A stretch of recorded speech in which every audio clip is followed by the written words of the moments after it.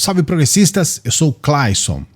As imagens que eu vou colocar hoje aqui para você, elas são chocantes. O que você vai ver aqui são imagens de uma das principais capitais do país, Maceió, em Alagoas, que tem uma parte da capital que está praticamente condenada, virou uma cidade fantasma. E você vai ver esses detalhes no vídeo de hoje. A gente vai falar sobre meio ambiente aqui.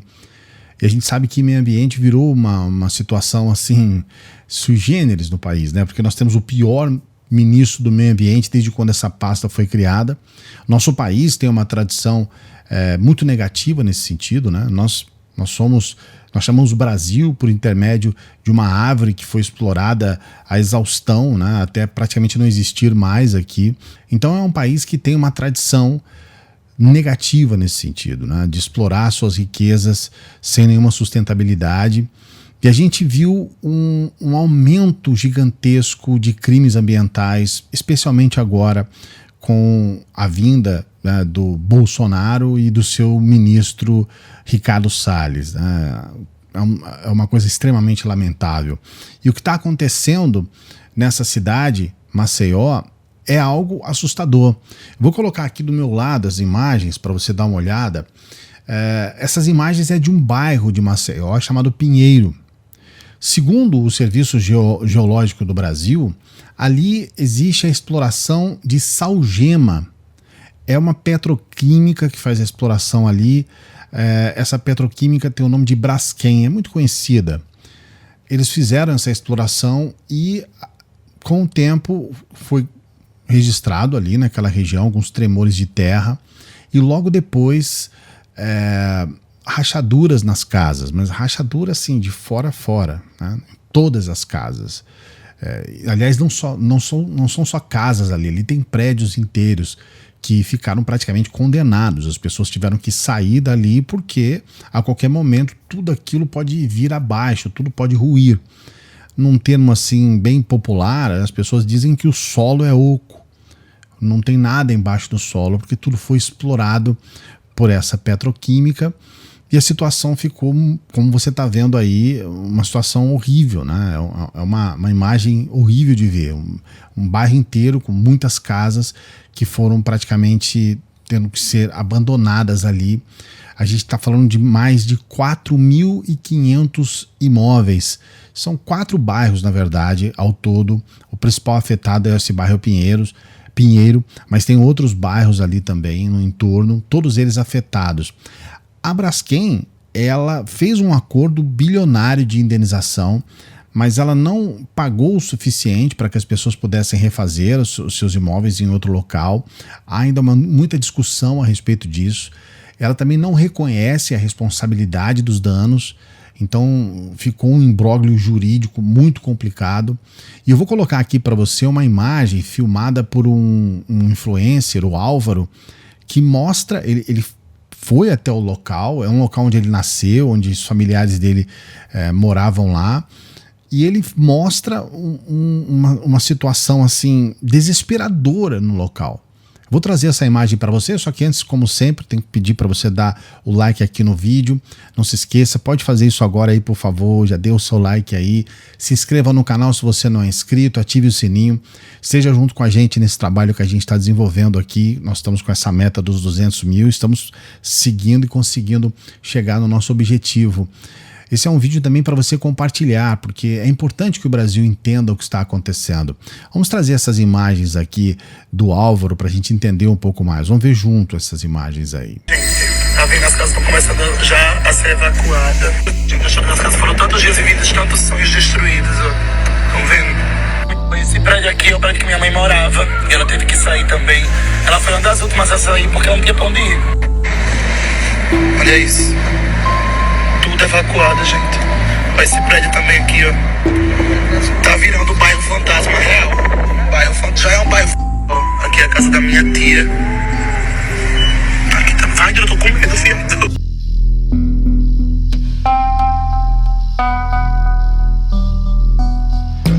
Tá virando o bairro fantasma real. Muitas pessoas saem de suas casas e não recebem o valor da indenização que merecia.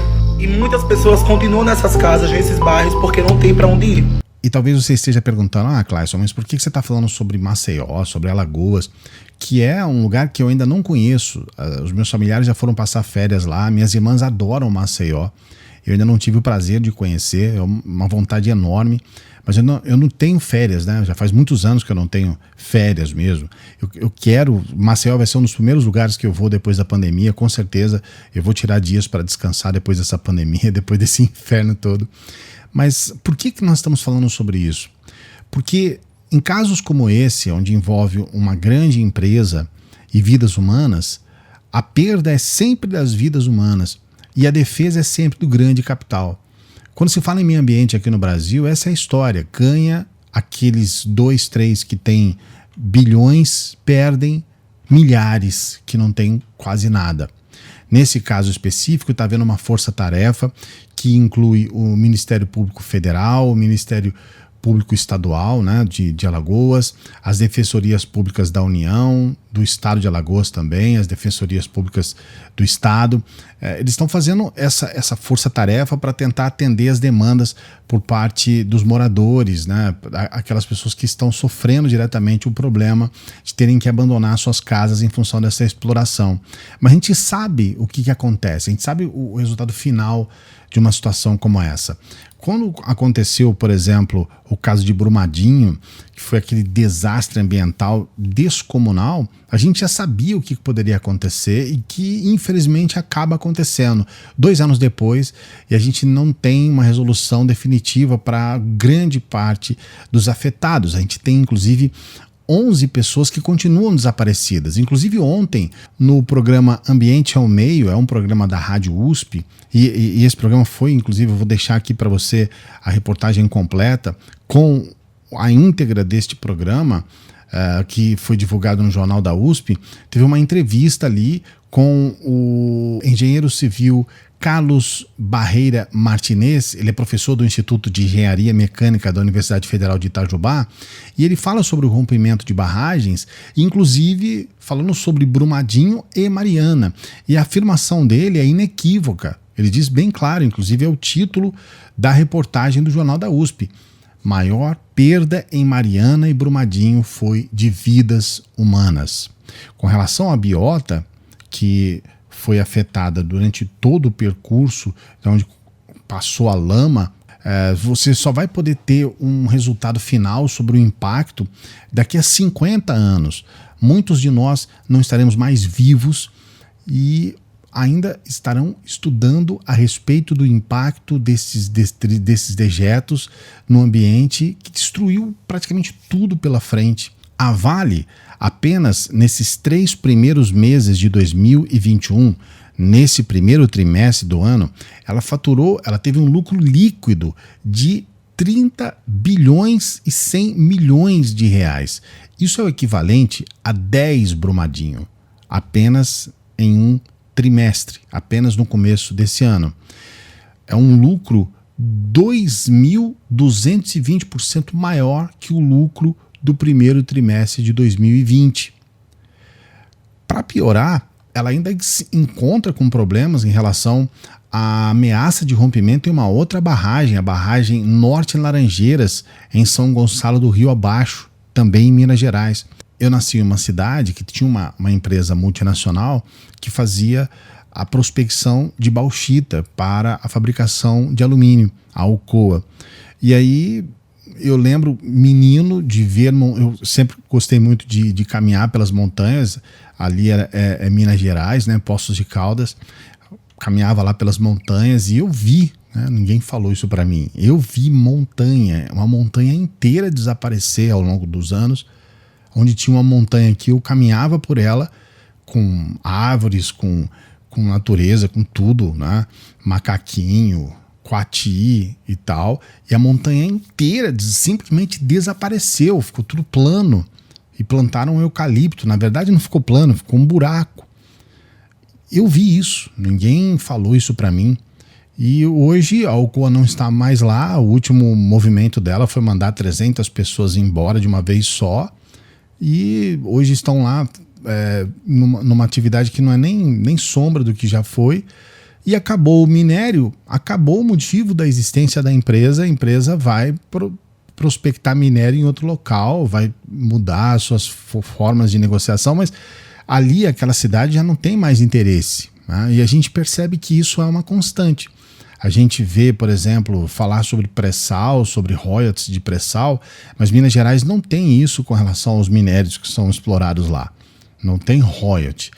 Então as cidades elas são destruídas completamente. Poços de Caldas é uma cidade lindíssima, com uma natureza exuberante, e essas cidades são destruídas e depois já era. É uma tristeza muito grande o que está acontecendo com o país, e a gente percebe que isso está acontecendo mediante os nossos olhos e a gente tem pouco o que fazer. É uma tristeza porque a gente percebe que também nós temos um governo que não se preocupa com isso. Ontem, por exemplo, foi tirado da votação, mas ia entrar em votação, em qualquer momento pode entrar, a PL que regulariza a grilagem de terras públicas até dezembro de 2014. É uma coisa assim, é praticamente você dar essas terras para gente que invadiu essas terras. Então, você colocar, legalizar o grileiro, que é aquele que muitas vezes o que mais desmata, o que mais destrói, é o que mais não tem interesse na preservação do meio ambiente. E é complicado porque no Congresso nós temos políticos que são grileiros, que conseguiram dinheiro para fazer campanhas por intermédio de grilagem e estão lá para poder serem donos de grandes terras e legalizarem essas terras. Essa é a situação do país. Então quando você pergunta por que eu estou falando de Maceió, porque Maceió é mais um exemplo. É mais um exemplo terrível de uma realidade que a gente não tem olhos para ela. Eu sei que é um vídeo, esse vídeo de hoje provavelmente não vai ter muito interesse por parte da população, as pessoas aqui no Brasil parecem não se importar muito com o meio ambiente, mas esse é um trabalho que a gente desenvolve aqui. A seriedade com que a gente leva o Brasil, porque quando você vê a extrema-direita falar do Brasil, meu Brasil, é sempre nesse sentido de usar o país para oprimir pessoas que eles são contra, né? Que eles julgam comunistas, esquerdistas. Então, o Brasil é meu, eu quero tomar o país, eu quero que o exército tome o país para que ele possa defender as minhas pautas. Então, assim, eles pensam no país do ponto de vista apenas de um órgão, né? O Estado, um órgão de repressão a determinados grupos políticos. A gente tem que ter um pensamento muito mais aberto em relação a isso. A gente tem que pensar no país e pensar no meio ambiente, não nesse pensamento do Bolsonaro que oferece a Amazônia para um político americano e é filmado fazendo isso. Por uma falta de sorte dele, esse político era um ambientalista. Mas a gente precisa ver o meio ambiente não nesse sentido de querer criar uma Cancún em lugares que são de preservação ambiental e destruir tudo. A gente precisa pensar no nosso país, nas riquezas que ele tem, no sentido de qual é a herança que nós vamos deixar para as pessoas que estão vindo aí, porque, como disse a você, nós não saberemos, muitos de nós não saberemos em vida o desastre ambiental causado por uma barragem como essa de Brumadinho, que foi rompida. A gente não consegue mensurar de forma técnica ainda o que nós estamos deixando pela frente. O que nós conseguimos trazer com certeza é que é um grande, um enorme, um irreparável desastre. Eu quero que você me fale o que você pensa a respeito disso. Coloque o seu comentário aqui. Não se esqueça de dar o joinha aqui no nosso vídeo. Dê esse joinha aí. Se inscreva no canal. Você pode ser membro para dar uma força para o nosso trabalho. Todos os membros conversam conosco lá no nosso grupo de WhatsApp. Te encontro numa próxima.